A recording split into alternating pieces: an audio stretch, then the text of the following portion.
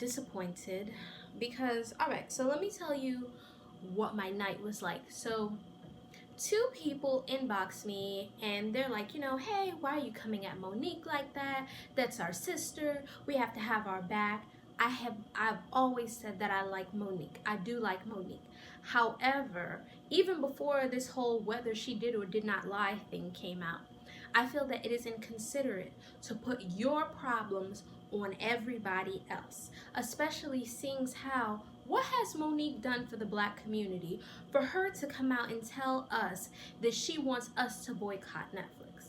Aww. Our Black men are shot down like dogs in the street. Do you see Monique coming out and making any statements? No. Do you see her making any videos? No. But she's quick to do it when she doesn't like someone. She's quick to do it when it comes to her money.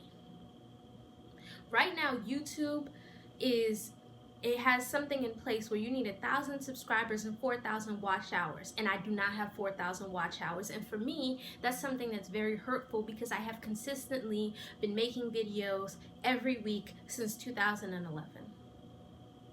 And then I'm like, okay, I'm starting to come out now with comedy videos that I go to a studio for, and I use professional actors and we use professional equipment, and I still do not have my 4,000 watch hours. And do you understand how frustrating that is for me? Do you think I'm going to come out and tell you to boycott YouTube on my behalf? No, I'm going to work harder.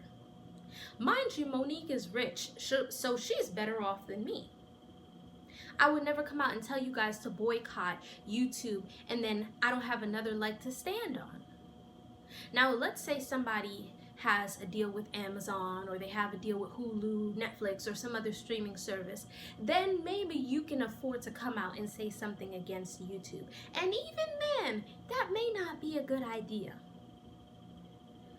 I don't make my problem other people's problems. I have lost my monetization, money that I could honestly really use. And I don't have it right now, but I'm not going to come out and tell you guys to boycott YouTube on my behalf. I just feel that that would be unprofessional, and I feel like I should really have a good reason to come on here and tell you guys that. And I'm also frustrated because, like I said, I've been making videos since 2011, every week consistently. And starting about last year, or the year before that, I, started making more comedy videos. And even with these comedy videos, they're not doing as well as I would like them to do. I'm going to read out to you guys the views on the comedy videos. Okay, so my first comedy video that I hired a director for and we used a professional camera has 972 views. However, on Instagram it has 1,500 views. This is another thing I forgot to mention. My Instagram is doing extremely well, much better than my YouTube channel. And I never intended for it to be that way. Now I'm very happy that my Instagram channel is doing well, and I want to thank the people who support me. But I would have preferred that my YouTube channel be doing well as opposed to my Instagram page, because there are certain perks that you get when you grow on YouTube that you don't get when you grow on Instagram. For example, if I reach 10,000 subscribers, when I reach 10,000 subscribers on YouTube, I get to use the YouTube space and film there. And with Instagram, that's not the case. It's like you get 10,000 followers, that's what you get, is 10,000 followers. So that is something that is also extremely frustrating, trying to figure out why my videos do so well somewhere else and not on another platform. And my videos are doing so well on Instagram that my comedy videos now are beginning to reach 1,000 views each. They're beginning to pass that threshold, so I'm like very excited about that. My Jamaican comedy video only has 304 views. Another video that I thought was extremely funny, and I have a lot of comments here and other people thought it too, but it only got 304 views. My New York comedy video has only 612 views. my Joel Osteen video has 115 views here, but on Instagram it did very well, and the Heat Mag actually reposted it. I remember when that was extremely popular.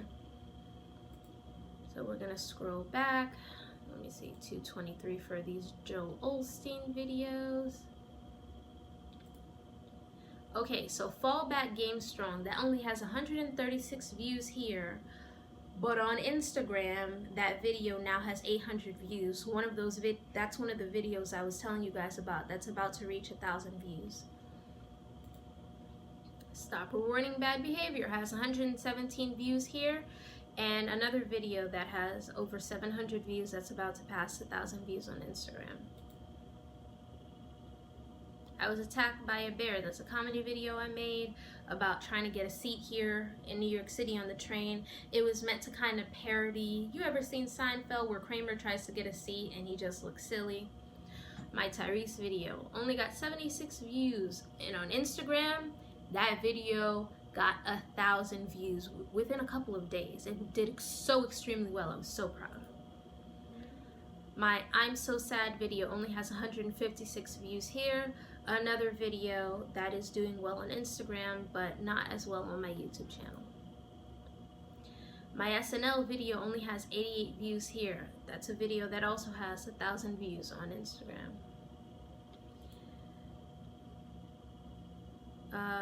Another video that I made at SNL while I was at SNL only has 69 views on YouTube, and over at over on Instagram is doing extremely well. So yeah, I really don't know what's going on with my views. And something else that bothers me is that my views were so high when I was reviewing Money and Violence. I had 60,000 views, 40,000 views, 30,000 views, 20,000 views, 10,000 views. And all of a sudden when I stopped reviewing the series, people stopped coming, even though it's kind of like, okay, so just because I'm not, and it's through no fault of my own, season 3 never came out, so I can't review season 3 if it never came out. These people stopped frequenting my channel, and it's like, don't you want to see the other things that I have here? I even tried to do fun giveaways, and I did, and still there was nothing. So it's just extremely frustrating when you work hard on something day in and day out and you're not necessarily getting the results that you want. I'm very proud of my Instagram though, and you know, I guess if nothing else, my Instagram is doing well. But again, that was not my intention for my Instagram channel to be doing well. And just to go back to the whole Monique thing, a lot of people, black people, are employed over at Netflix, so it would cause a problem if all of us in the community said that we wanted to boycott, and then we cost those people their jobs. I believe is it Ava DuVernay or Shonda Rhimes? One of them inked a $100 million deal with Netflix. Now, does it really seem fair that these ladies should lose $100 million because Monique didn't feel that she had to audition? For me, what Monique, like I said, what she should have done, she should have taken the money and then built her own studio, kind of like Tyler Perry, and then you make your own films. But she did not do that. You know who can afford to come out and say something against Netflix? Oprah, but she never would. You know who can afford to come out and say something against Netflix? Tyler Perry, but he never would. You know who can afford to come out and say something against Netflix? Lee Daniels, but he never would. But why is it that Monique, who is not in the same position as these people, who is the talent, not the creator, she's the talent, not the head of a network, she's a talent. She's a worker, basically. She's a high-paid worker. Why does someone who is a worker feel that they can come out and say anything about a company, about a boss who is going to turn around and hire them? Do you think that these other executives at these other companies are not watching this? I just feel that this whole thing has left a bad taste in my mouth with the Monique thing.